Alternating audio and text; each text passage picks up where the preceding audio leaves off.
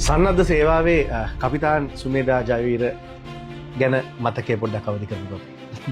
ලක්ෂාන් මට හම්බ වුණේ සුදු කලිසම ඇඳපු සුදු යුනිෆෝම් එක ඇඳපු ඉතාම හරිම කඩවසම් තරුණයෙක් තමයි ඩීඑස්.එල් නායක විද්‍යාලයේදී මට ලක්ෂාන් කියලා හම්බ වුණේ. සමහර වෙලාවට එහෙම ආදරණීය ගුරුවරු එහෙම ආදරණීය මිනිස්සු ජීවිතවල හම්බ නොවුණා නම් අපිත් අද මෙතන නොඉන්නට ඉඩ තිබුණා. උසස් පෙළ සමත් නොවුණා කියලා ඒ අවුරුදු උසස් පෙළ අවුරුදු 2ක් තුල දරුවෝ ලබාගත්තේ දැනුම ඒක විභාග ප්‍රශ්න පත්‍රයට එව නැත්තම් මෙමරි පවර් එක මනින එක තමයි ගොඩක් වෙලාවට අපේ උසස් පෙළේ දෙන සහාය පිළිබඳව සමහර වෙලාවට මට සෑහීමටපත් වෙන්න බැරි අවස්ථාවක් තිබුණා.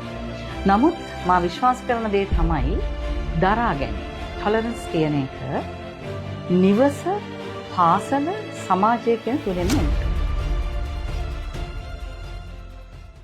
ආයිබෝන් කාලයකට පස්සේ ලක්ෂාන් වත්වේවා YouTube channel එකට අපි අපේ ආදරණීය ආචාර්ය සුමේදා ජයවීර ගුරු මෑණියන්ව ඒ වගේම විදුහල්පතිනියන්ව කැඳවාගෙන ආවා.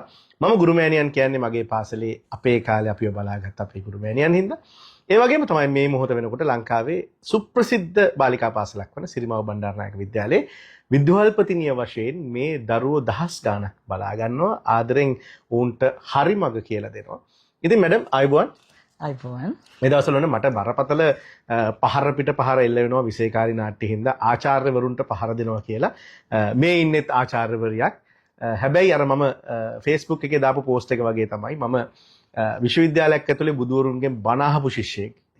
ඒ නිසා කුසල් කරන කිසිම කෙනෙකුට අපේ ලියවිල්ල ඇතුලේ හානියක් නැහැ. මේ අපේ ජීවිතවල මහා නාඹ තල්ගස් වගේ අපිව ගොඩ දාපු චරිත, මහා විශාල චරිත. මැඩම් උසස් පෙළ ප්‍රතිඵල ආවා.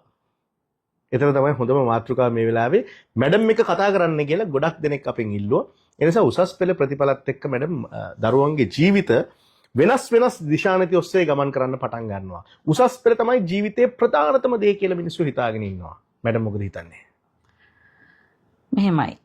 උසස් පෙළ සමත් වීම ගොඩක් හොඳයි. නමුත් උසස් පෙළ සමත් නොවුණා කියලා ජීවිතය එතනින් ඉවර වෙන්නේ හෝ ජීවිතයේ දුර ගමනක් යන්නට කිසිදු බාධාවක් වෙන්නේ නැහැ කියන එකයි මට දූපුතුන්ට කියන්න තියෙන්නේ. මොකද උසස් පෙළ විභාගය සමත් වීම දෙමාපියන්, දරුවෝ, ගුරුවරු අපි හැමෝම සතුටටපත් කරන කාරණයක්. නමුත් උසස් පෙළ සමත් නොවුණා කියලා ඒ උසස් පෙළ අවුරුදු 2ක් තුල දරුවෝ ලබාගත්තේ දැනුම ඒක විභාග ප්‍රශ්න පත්‍රයට එව නැත්තම් මෙමරි පවර් එක මනින එක තමයි ගොඩක් වෙලාවට අපේ උසස් පෙළෙන් වෙන්නේ. එතකොට මේ මෙමරි එක එතනට ගිහිල්ලා ඒ ප්‍රකාශනය කිරීමේ අඩුපාඩුවක් නිසා තමයි විභාගය සමත් වීම අසමත් වීම තීරණය වෙන්නේ. ඒ නිසා විභාගයේ අසමත් වුණත් ආදරණීය දුවේ පුතේ ඔබ ළඟ තියෙන දැනුම, කුසලතාවය, ඒ මානව ගුණධර්ම විභාග ප්‍රශ්න පත්‍රයෙන් මැනෙන්නේ නැති නිසා ඔබ හිතන ඕනෑම කඩයිමක් කරා ඔබට යන්නට ශක්තිය තියෙනවා කියන එකයි මට කියන්න තියෙන්නේ. මේ මොහොත ලංකාවේ ඉතාම තීරණාත්මක දශකයක ආරම්භය කිව්වොත් නිවැරදි. මොකද දේශපාලනික වශයෙන් රට වෙනත් දිශානීතියකට ගමන් කරනවා. ඒ වගේම මිනිස්සු ආකල්පමය වශයෙන් වෙනස් දිශානීති හොයාගෙන යන වෙලාවේ රටේ දරුවන්ගේ දරා ගැනීම පිළිබඳව බරපතල ප්‍රශ්න ඇති කරනවා. ඒකට මේ පාසල් පද්ධතිය සහ සමාජීය පද්ධතිය ඇතුලේ කොහොම සපෝට් එකක්ද දෙන්නේ දරුවන්ට? දෙන සහාය පිළිබඳව සමහර වෙලාවට මට සෑහීමටපත් වෙන්න බැරි අවස්ථාවක් තිබෙනවා. නමුත් මා විශ්වාස කරන දේ තමයි දරා ගැනීම. ටොලරන්ස් කියන එක නිවස, පාසල, සමාජය කියන තුනෙන්ම එන්නට ඕනේ. විශේෂයෙන්ම විධිමත් පාසල් පද්ධතිය තුළ අපි කියනවා විධිමත් පාසල් පද්ධතිය තුළ විධිමත් ඉගෙනුම් ක්‍රියාවලියක් ක්‍රියාත්මක වෙනවා. ඒ නිසා විධිමත්ව දරුවෙක් සකස් වන ආයතනය පාසල නිසා පාසල ඇතුලේ මේ දරා ගැනීම කොහොමද දරුවන්ට පුරුදු පුහුණු කරන්නේ? මේක ගුණාංගයක් හැටියට ජීවිතය තුළට කාවද්දන්නේ කොහොමද කියන එක අපේ ඉගෙනීම් ක්‍රියාවලිය තුළ ඉතාම හොඳින් කරන්න පුළුවන්. අවශ්‍ය වෙන්නේ ඒ සඳහා අවබෝධයක් තියෙන ඒකට හොඳ පුහුණුවක් තියෙන ගුරුවරු. ඉතින් ඒ නිසා මේක ලොකු කාර්යයක් නෙවෙයි. අපිට අවුරුදු 5කින් හම්බ වෙන චූටි දූ පුතා ලස්සන සුදු පිරුවටයක් වගේ ඒ අයගේ හිත්. මේ සුදු පිරුවටය තුල කළුතිත් සලකුණු කරන්නේ පාසල එහෙම නැත්නම් නිවස සමාජය. ඒ නිසා පාසල ඇතුලේ හැකිතාක් මේ දරුවන්ට පොතපතේ දැනුමට අමතරව කොහොමද කණ්ඩායමක් හැටියට වැඩ කරන්නේ? ඒ වගේම අපි ක්‍රියාකාරකමක් කරනකොට එහෙම නැත්නම් තරඟයකට මුහුණ දෙනකොට ජයග්‍රහණය ඒ වගේම පරාජය මේ දෙකම දරාගන්නේ කොහොමද? ඒ වගේම යාළුවෝ එකට තරඟ කරලා යාළුවා දිනනකොට කොහොමද සතුටින් අත්පොඩි ගහන්නේ? කොහොමද යාළුවාගේ ජයග්‍රහණය කෙරෙහි ඊටාම සතුටින් යාට සුබ පතන්නේ? මේ දේවල් දරුවන්ට පුරුදු පුහුණු කරන්න ඕනේ. ඒකට හේතුව තමයි හැම දරුවෙක් ළඟම සුවිශේෂී දක්ෂතා තියෙනවා. ඒ නිසා ඒ තරගයේදී ඒ දරුවෝ දිනනවා. ඒ වගේම අධ්‍යාපන කඩයින් වලදී තවත් කණ්ඩායමක් දිනනවා. ඒතර අධ්‍යාපනයයි ක්‍රීඩාවයි මේ දෙකම නැති තැන කලාව. ඒ කිසිම දෙයක් නැති තැන සමාජ සම්බන්ධතා. ඒ මුකුත්ම නැති තැන තවත් සුවිශේෂී දක්ෂතායේ දරුවන්ගේ මතුවෙන්නට පුළුවන්. ඒ නිසා පුංචි කාලේ ඉඳලා දූට පුතාට උගන්වන්නට ඕනේ පුතේ ඔබ ජීවත් වෙන්නේ අතිශය විවිධාකාර වූ දක්ෂතා වලින් පිරුණු යාළුවෝ ටිකක් එක්ක කියලා. ඒ නිසා යාළුවගේ ජයග්‍රහණය දැකලා සතුටු වෙන්න පුළුවන් පුතෙක් හදන්න පාසලට පුළුවන්. ඒ වගේම යාළුවගේ දුක දැනෙන පුතෙක් දුවෙක් හදන්නට ඕනේ. මේ දෙක කරන්නට පුළුවන් අපිට ගොඩාක් ක්‍රියාකාරකම් පාසල් ඇතුලේ තියෙනවා. අපි ක්‍රීඩා කරනවා, අපි ස්පෝර්ට් මීට් කරනවා, විෂය සමගාමී වැඩ කරනවා, ක්ලබ්, සොසයිටිස් මේ හැම දෙයක්. අධ්‍යාපන ක්‍රියාවලිය තුළ මේ ක්‍රියාකාරකම් වල දරුවෝ නිරත වෙන්නේ සහතික ලබා ගන්නට නොවේ මේ දරා ගැනීම, ජය පරාජය, ඒ වගේම අන් අය ගැන හිතන දරුවන් මේ කාරණා දරුවන්ට පාසල තුලදී කියලා දෙන්නටම ඕනේ. කියලා දීම තුල තමයි අද දරුවෝ මේවා ඉගෙන ගන්න.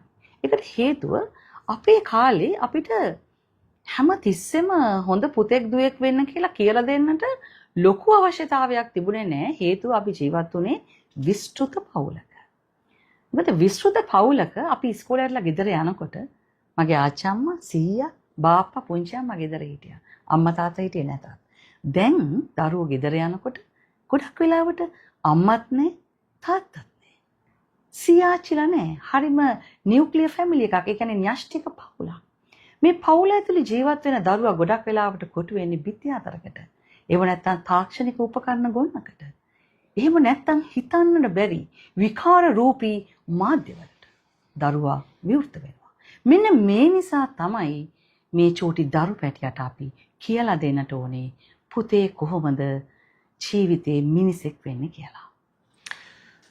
සාමාන්‍යයෙන් තාක්ෂණික උපකරණ වලට හිර වෙලා ඉන්න දරුවෝ අතරේ තමන්ගේ හිතට දැනෙන හැඟීම් දැනීම් අකුරු කරන දරුවෝ ඉන්නවා.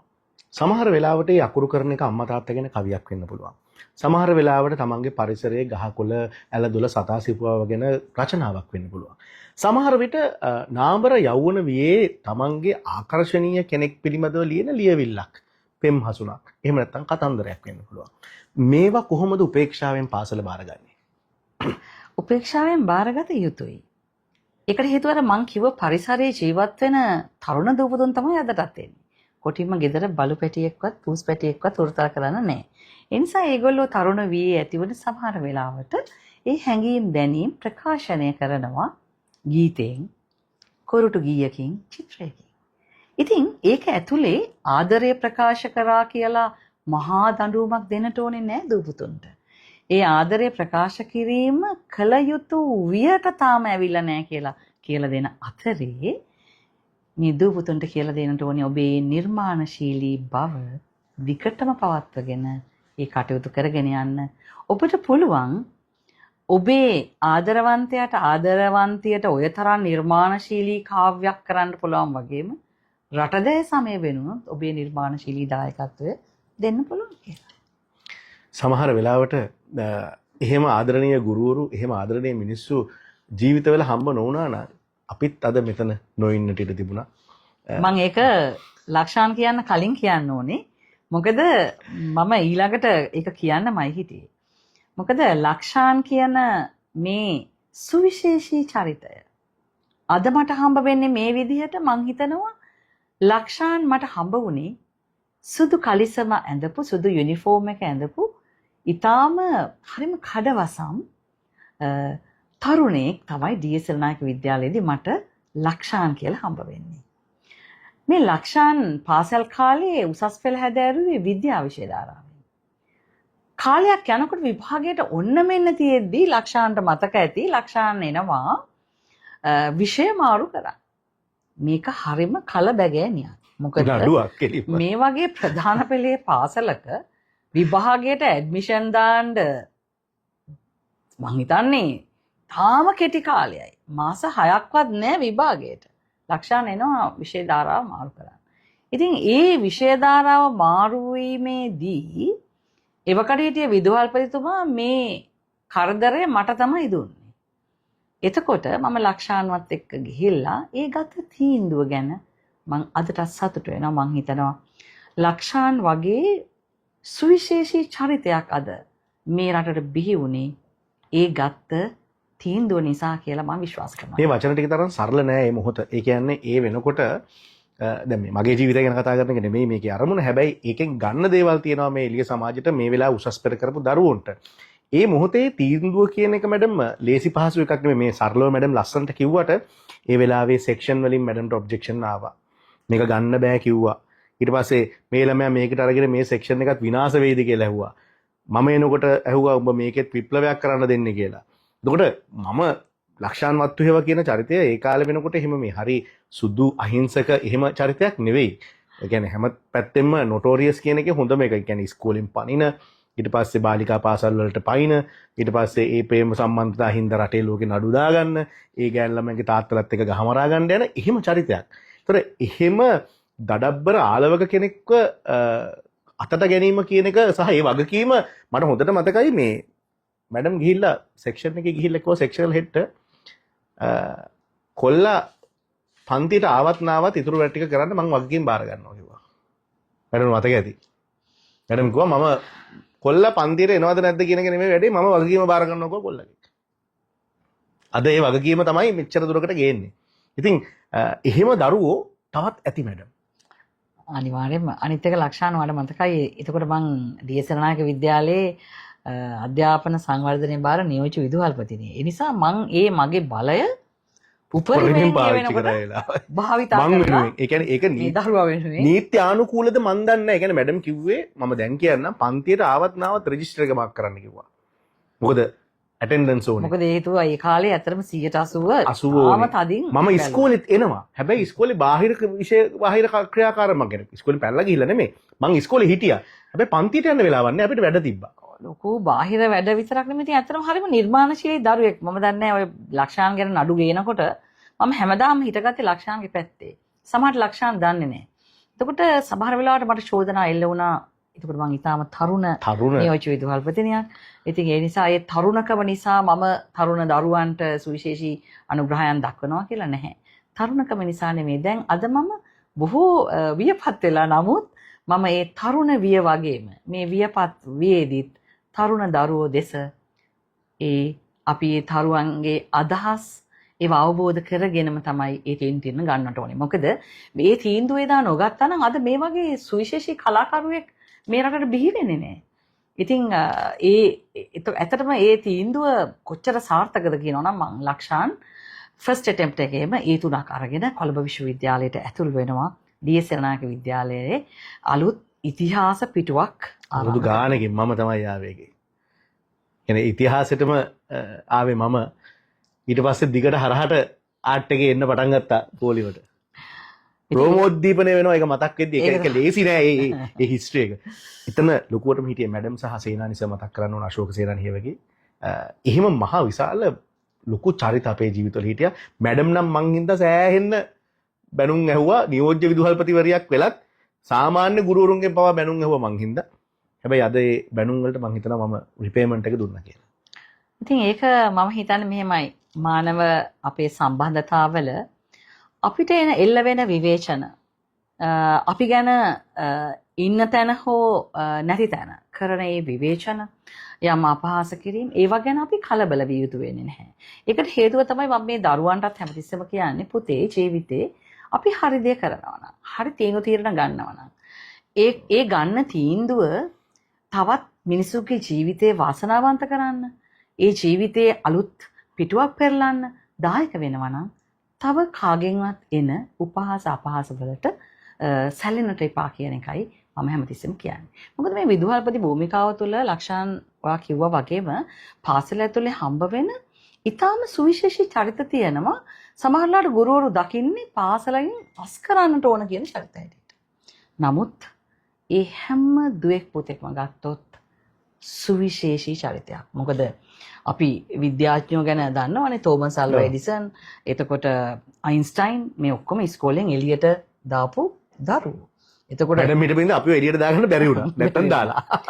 පාසලකින් දරුවෙක් අස් කරනවා කියන කාරණාවට මම දැඩිසේ විරුද්ධ කෙනෙක්. මොකද පාසලක් කියන්නේ දරුවෝ අස් කරන තැනක් නෙවෙයි.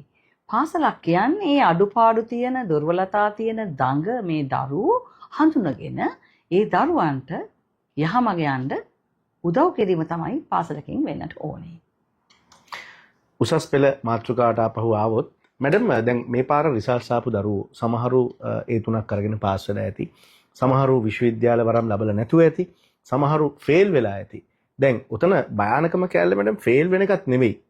අර විශ්වවිද්‍යාලයට සමත් වෙන්න කියලා හිතාගෙන වැඩ කරපු රිසල්ට් එක තියෙනවා. ඒ සෙට් ස්කෝර් එක හින්දා විශ්වවිද්‍යාලයට ය아가න්න බැරි වෙන දරුවෝ ටිකක්. ඔවුන්ගේ මානසික කඩාවැටීම මැඩම් මම විශ්වාස කරනවා අර කොහොමත් වැඩ නොකර ඉඳලා ඊළඟ ස්ටෙප් එක ගන්න බලාගෙන ඩිසිෂන් එකක් ගන්නවා. ගොඩක් වෙලාවට ෆේල් වෙනවා කියලා රෙජිස්ටර් වෙලා ඉන්න ළමයිට කියනවානේ. ඒගොල්ලෝ අනාගතේ ගැන ඩිසිෂන් එක අරන් තියෙන්නේ. අපි මේ පැත්තට යනවා ටෙක් යනවා, ජර්මන් ටෙක් එකට යනවා මොන හරි කරනවා කියලා. අර විශ්වවිද්‍යාලේ යන සෙට් එකත් අවුලක් නෑ මොන හරි කරගෙන ඉන්න. හැබැයි අර අතරමැද්දේ පොඩි ගන්ධබ්බ අවදීක සෙට් එකක් ඉර වෙනවා. ඒ අය ගැන මැඩම්ට මොකද්ද කියන්න තියෙන්නේ? ඒ දරුවන්ට කියන්න තියෙන්නේ පුතාලට හිතෙනවා නම් දෙවෙනි අවස්ථාවට යන්න පුළුවන්. එහෙම නැත්නම් පුතාලා දන්නවද උසස් පෙළ සමත් දරුවෙකුට යන්න පුළුවන් ඕනෑ තරම් මාර්ග අද වෙනකොට තියෙනවා. ඒ නිසා ඒ මාර්ග පිළිබඳ හොයලා බලන්න පුළුවන්. ඒ හොයලා බලලා ඒ ඕනෑ මාර්ගයකට ඇතුල් වෙන්න පුළුවන්. මොකද රජයේ විශ්වවිද්‍යාල ඇරුණු විට තව පෞද්ගලික විශ්වවිද්‍යාල විශාල ප්‍රමාණයක් තියෙනවා. ඒ අයගෙනුත් දරුවන්ට උදව් කරන, ඒ කියන්නේ ස්කෝලර්ෂිප්ස් දෙන ඒ අවස්ථා ඕන තරම් තියෙනවා. ඉතින් ඒ නිසා බැංක් ලෝන්ස් එහෙමත් තියෙනව නේද මැඩම්? අනිවාර්යයෙන්ම ගොඩාක් දේවල් තියෙනවා. ඒවා හොයලා බලන්න මම හිතන්නේ මම නම් දැන් මගේ පාසල තුල මේ දරුවන්ට මේ පිළිබඳ පූර්ණ දැනුවත් කිරීමක් කරනවා. මොකද්ද කරන්න ඕනේ කියලා. දැන් අපි මේ හෙට තියෙනවා මේවර විභාගයේ සමත් වූ දරුවන්ව ඇගීම. ඊළඟට අසමත් වූ හෝ ඒ කඩින්ම ලොයි කිව්වාගේ අර වැට උඩ වගේ ඉන්න දරුවන්ට ඊළඟට ලබන සතිය අපි ආයේ හැමුවීමක් තියෙනවා. මොකද කරන්න කියලා පොඩි ගයිඩ්ලයින් එකක් දෙන්න. මොකද ගොඩක් වෙලාවට මේ දරුවෝට හරි ගයිඩ්ලයින් එකක් ඕනි. දෙමව්පියෝ හිතනවා දැන් අවුරුදු 18යි 17යි මේගොල්ලන්ට පුළුවන් මේ අයගේ ජීවිත ගැන තීරණ ගන්න කියලා. සමහර වෙලාවට තරුණ දූපුතුනුත් කැමති නෑ තව කෙනෙක්ගෙන් අහන්න. මොකද අපි දන්නේ කියලා හිතයි කියලා. ඒක පිළිගන්න කැමතිත් නෑනේ. පිළිගන්න කැමති නෑ. ඒ නිසා පාසලේ වගකීමක් තියෙනවා. ඒ දරුවන්ට තියෙන ඒ ඇවනියුස් ටික පෙන්වලා දෙන එක. ඒ වගේම දෙමව්පියන්ගෙත් වගකීමක් තියෙනවා දරුවෝ අසතුටටපත් නොකර සිටීම. මම කියන්නේ දරුවෙක් විභාගයේ අසමත් වුණා. එහෙම නැත්නම් අපි බලාපොරොත්තු වෙච්ච පීඨයට යන්නට බැරි වුණා. හැබැයි ඒ දරුවට කිසිම වෙලාවක දුකටපත් වෙන කතාවක් කියන්න එපා කියන එකයි මම ගුරුවරුන්ගෙන්, දෙමාපියන්ගෙන්, සමාජයෙන් ඉල්ලන්නේ.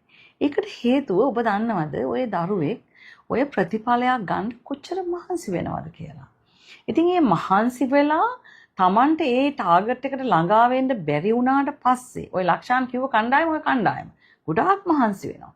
මහන්සි වෙලා ඒ ටාගට් එකට ළඟා වෙන්න බැරි වුණාම ඒ අය ඉන්නේ හිත පීඩාවෙන්. ඒ නිසා මේ පීඩාවට අපි සතුටක් සහනයක් ලබා දෙන්නට ගොඩාක් දේවල් කරන්න පුළුවන්. ඔය හොඳටම ඇති පුතේ. ඔය කොච්චර මහන්සි වුණාද ඔකට? ඔය මහන්සි වෙලා මම දකිනවා පුතේ මෙමරි පවර් එකයි අපි ඔය මැන්නේ. මෙමරි පවර් එක මයින්වට වඩා තව ගොඩාක් මනින්න දේවල් දරුවෙක්ගේ තියෙනවා. ඒ නිසා ඒ දරුවා සමහර විට මේ ලෝකයේ දක්ෂ නිර්මාණකරුවෙක්, විද්‍යාඥයෙක්, ඒව නැත්තම් ඔන්ටර්ප්‍රනර් කෙනෙක් වෙන්න පුළුවන්. ලෝකයේම හොල්ලන ව්‍යාපාරිකයෙක් වෙන්නත් පුළුවන්. ඒ නිසා සමහර විට ඒ අතරමඟ වෛද්‍ය විද්‍යාලයට ඉංජිනේරු පීඨයට යන්නට බැරි ඉතුරු වෙන දරුවෝ ජීවිතේ තවත් ලොකු ජයග්‍රහණ කරා යන්නට පුළුවන්. ඒ අයට අපි දෙන්නට ඕනේ අර මොටිවේෂන් එක. ඒ කියන්නේ ඒගොල්ලන් උත්තේජනය කරන්නට ඕනේ. ඒ අය සතුටු කරන්නට ඕනේ. තව ගොඩාක් මාර්ග මේ තරුණ ජීවිතවලට තියෙනවා කියලා. එකම කඩයිම වෛද්‍ය විද්‍යාලය හෝ ඉංජිනේරු පීඨය හෝ කළමනාකරණ පීඨය නීති පීඨය විතරක් නෙවෙයි. තව ලෝකයේ බොහෝ දේවල් සඳහා ඉල්ලුම් තියෙනවා. සන්නද්ධ සේවාවේ කපිතාන් සුමේදා ජයවීර ගැන මතකය පොඩ්ඩක් අවදි කරමුකෝ අපි. ඇත්තටම මම ආසා වුණා මේ ඒ පුහුණුව ලබන්න. ඒ නිසා 2012 වසරේදී අපි ඒ පුහුණුව ලැබුවා. මේ ඡායාරූපය ඇත්තටම මම තර්ස්ටන් විද්‍යාලයේ නියෝජ්‍ය විදුහල්පතිනිය හැටියට වෙලා ඒ නිලය ලබා ගත්තට පස්සේ පළමුවෙන්ම ඉස්කෝලේට යුනිෆෝම් ඇඳලා ආපු දවස එදා තර්ස්ටන් විද්‍යාලයේ ඉතාම හොඳ පිළිගැනීමක් තිබුණා. දරුවන්ට හරි සතුටක් තිබුණා මම මේ යුනිෆෝම් එකෙන් එනකොට. ඉතින් මං හිතන්නේ මේ හැම දෙයක්ම මේ විදුහල්පති ජීවිතය පොහොසත් කරන්න දායක වුණා කියලා. අපි පුහුණුව එහෙමත් ලැබෙන්නේ නේද? අනිවාර්යයෙන්ම අපි පුහුණුව ඒ සියලුම අවි දරන්න, එතකොට ඉලක්කයට වෙඩි තියන්න, ඊළඟට සතුරන්ගෙන් බේරිලා කොහොමද තමන්ගේ ජීවිතය රැකගන්නේ, මේ හැම දෙයක්ම. ඒ විතරක් නෙමෙයි, ඇත්තටම ගොඩක්ම මේ දරා ගැනීම. ලක්ෂණ කිව්වේ දරා ගැනීම. මේ ටොලරන්ස් කියන එක ළමයින්ට විතරක් නෙමෙයි, වැඩිහිටියෝ අපි හැම දෙනාටම තියෙන්නට ඕනේ. ඔබ හිතනවාද අපේ වගේ රටක ටිකක් ඉහළ තනතුරකට යන්න හොඳ දරා ගැනීමක් තියෙන්නට ඕනේ. ඒ නිසයි දරුවන්ට අර පුංචි කාලේ මේ දරා ගැනීම පුරුදු පුහුණු කරන්න ඕනේ කියලා මම කිව්වේ. නැත්තම් මේ දරුවෝ විශ්වවිද්‍යාලයට ගිහිල්ලා ජීවිතය වරද්ද ගන්නවා. ඒ වගේම වෛද්‍යවරු වෙලා සිවිදි විහාන කරගත්ත චරිත තියෙනවා. ඉතින් ඒ කියන්නේ අපිට හිතෙනව නේද මොන තනතුරකට ආවත් ඒ තුනක් අරන් විශ්වවිද්‍යාලයට ගියත් අර මිනිසෙක්ගේ ජීවිතේ ලබන්නට තියෙන්නට ඕන ක්වොලිටිස් ටිකක් තියෙනවා. දරා ගැනීම, ඉවසීම, අන් අය ගැන හිතීම. ඒ මානව ගුණධර්ම ටිකත් එකතුව තමයි ඒ කුසලතාවයන් එහෙම නැත්නම් දක්ෂතාවයන් දරුවන්ට ලැබෙන්නට ඕනේ, පුද්ගලයෙකුට ලැබෙන්න ඕනේ. කොයිතරම් අපි අද මම මේ රටේ දකින මේ කඩාවැටීම මම හිතන්නේ හේතුව අපිට සල්ලි නැති නිසාවත් උගත් බුද්ධිමත් මිනිස්සු නැති නිසාවත් නෙවෙයි. අපි දුප්පත් වෙලා තියෙන්නේ යහ ගුණ පිරිණු මිනිසුන් අඩු නිසායි. මම විශ්වාස කරන්නේ ඒ නිසා. යහ ගුණ පිරිණු මිනිසුන් ශාල ප්‍රමාණයක් රටක ඉන්නවා නම් රටක් සංවර්ධිත රටක් බවට පත් කරගන්නට හරිම පහසු වෙනවා. සමහරට ලක්ෂාන් අහලා ඇති මේ සිංගප්පූරුව කොහොමද අන්ත දුගී දුප්පත් රටක වෙලා ඉඳලා ලෝකයේ පළවෙනි ලෝකයේ සුවිශේෂී රටක් බවට පත් වෙච්ච හැටි හාවර්ඩ් කෙනඩි යුනිවර්සිටි එකේ කිෂෝ ඒ කියන්නේ පබ්ලික් පොලිසි ඩීන් කතා කරලා එයා කියනවා මගේ විශ්වවිද්‍යාලයට එන සෑම ජාත්‍යන්තර ශිෂ්‍යයෙකුට මම දෙන්නේ එකම දේශනයක්. ඒ තමයි මම සිංගප්පූරුවේ ඉපදෙනකොට අපි ඉතා දුගී දුප්පත් රටක්. මම ඉපදුනේ පැල්පතක. මට ප්ලෂ් ටොයිලට්ස් තිබුණේ නැහැ. මාව මගේ දෙමව්පියෝ සිංගප්පූරුවේ අපේ පැල්පත කිට්ටුවේ ඉස්කෝලේකට දැම්මා. මගේ බර කිරුවා ප්‍රින්සිපල් මාව ගිය දවසේම. මම අඩුබර දරුවෙක් හැටියට අඩුබර දරු කණ්ඩායමට පාසලේ ඇතුල් කළා. පාසලෙන් මට කිරි වීදුරුවක් හම්බ වුණා. මම ඒ කිරි වීදුරුව හැමදාම පානය කරා. අද මම හිතන්න බැරි තැනකට දියුණු වෙච්ච රටක ජීවත් වෙන පුරවැසියෙක්. මම ඉපදෙනකොට තිබ්බ රට කොහොමද මෙහෙම වුණේ කියලා මම විශ්වවිද්‍යාල දරුවන්ට කියලා දෙනවා. ඒ තමයි සිංගප්පූරුවේ ජයග්‍රහණයේ රහස. මම වාක්‍ය 3කින් කියලා දෙනවා. ඒ තමයි 1 සුදුස්සාට සුදුසුතැන් ලබා දීම. මෙරිටොක්‍රසි කියන එක. දෙවනි රහස හොඳම ක්‍රමවේදය භාවිතා කරන එක. ඒ කියන්නේ මට වැඩිම කමිෂන් එක එන එක නෙවෙයි, මගේ යාළුවට වැඩිම කමිෂන් එක එන එක, ඥාතියට කමිෂන් එක නෙමෙයි රටට අවශ්‍ය දේ. ඒ තමයි මෙරිටොක්‍රසි හොඳම ක්‍රමවේදය කියන එක. ඒ වගේම එයා කියනවා අපි එයා ඉංග්‍රීසියෙන් කියනවා මේ we don't worry about the cat is black or a cat is white. Whether the cat catches mice, we use it කියලා. එහෙමයි කියන්නේ. හරිනේ. එතකොට එහෙම තමයි රට අරගෙන ගියා කියන්නේ. ඊළඟට අවසාන රහස හැටියට එයා දකින්නේ අපේ රටේ මන් තවමත් සොයා යන අවංකභාවය. honesty කියන එක. ඉතින් ඒ නිසා ලක්ෂාන් මම අපේ රටේ දූ පුතුන්ට දෙන්නට පුළුවන් අද දවසේ මං කැමති පුතේ මෙරිටොක්‍රසි, ඒ කියන්නේ සුදුසුතර සුදුසුතැන් ලබා දීම, ප්‍රැග්මැටිසම්, ඒ කියන්නේ හොඳම ක්‍රමවේදය පාවිච්චි කිරීම, ඒ වගේම honesty අවංකභාවය. මෙන්න මේ තුන පාසලෙන් එළියට යනකොට අපේ ජීවිතයට කිඳා බස්ස ගන්න පුළුවන් නම් අපි ජීවත් වුණට වඩා ලස්සන රටක ලක්ෂාන් අපේ දරුවෝ ජීවත් වෙයි. සබරගම විශ්වවිද්‍යාලයේ දරුවෙක් සේදී වෙනසාගෙන තියෙනවා. අපි ඒ ගැන කතා කරන්නේ නැහැ ඇත්තටම. ඒ දරුවව එහෙම පීඩනයට ලක් කරපු දරුවෝ ටිකක් දැන් ඉන්නවා. ඒ දරුවෝ නවකවදය ලබා දීලා තියෙන්නේ වැසිකිළියක ප්‍රශ්නයකට කොට කලිසමක් අදන් ගියා කියලා. ඉතින් ඒ දරුවන්ට කොතනක හරි වැරදිලා ඇති. නවකවදය දීපු දරුවන්ට කොතනක හරි වැරදිලා ඇති. මේ සියලු පද්ධති වලට උත්තරය මැඩම්ගේ අවසාන කතාව ඇතුලේ තිබුණා. මැඩම් කිව්වා සුදුස්සාට සුදුසුතැන දීම, ඊට පස්සේ අවංකකම, සුදුසු ක්‍රමවේද භාවිතා කිරීම. මම අර කපිතාන් සුමේදා ජයවීර ගැන මතක් කරේ මුකුත් නිසා නෙමෙයි. කකුලෙන් අදින කකුල් මාට්ටු දාන ඇදකුද කියන සහ ප්‍රශ්න ඇති කරන ඕනම කෙනෙකුට hina වෙලා උත්තර දෙන්න මැඩම්ගේ දරා ගැනීම තියෙනවා කියන එකත් මතක් කරන ගමන් මැඩම් අපි ඉදිරියේදීත් ආපහු කාල වේලාව තියෙන විදිහට කොහොම හරි තව ටිකක් අදහස් ටිකක් අපේ රටේ දරුවන්ට ලබා දෙමු. මොකද ලක්ෂාන් මත්තුහේවා YouTube channel එක ඇතුලේ දේශපාලනය, කලාව, සංස්කෘතික කාරණා සහ අධ්‍යාපනික කාරණා වලට සුවිශේෂී ඉඩක් ලබා දෙනවා. මේ දවස්වල channel එක ටිකක් අක්‍රීය මට්ටමේ තියෙන්නේ. වැඩ කටයුතු රාශියක් එක්ක උඩට පේනවා හැඩරුවත් පොඩ්ඩ වෙනස් වෙලා මේ දවස්වල මේ කලා කටයුතු හින්දා. කොහොම වුණත් අපි කොහොම හරි වෙලාව හදාගෙන වටින මිනිස්සු අපේ channel එකට අරගෙන ඉන්න අපි මහන්සි වෙනවා. මැඩම් බොහොම ස්තුතියි. නිදුක් නිරෝගී සුව ලැබෙන්න ඕනේ. හිතන පතන සියලු දේ ඒ ආකාරයෙන්ම සිද්ධ වෙන්න ඕනේ. මේ රටට මිනිස්සු හදන්න මහ ලොකු හයියක් වෙනවට. ඒ වගේම ලක්ෂාන් මම ප්‍රාර්ථනා කරනවා ඔයාගේ ජීවිතේ ඔයා ගොඩාක් ලස්සන හීන ගොඩාක් අරන් ජීවත් වෙන තරුණේ. ඒ නිසා ඒ ලස්සන තරුණ නිර්මාණකරුවා කිසිදු බාධාවකින් තොරව හැමදාම අපිට දකින්න ලැබෙන්න කියලා ප්‍රාර්ථනා කරනවා.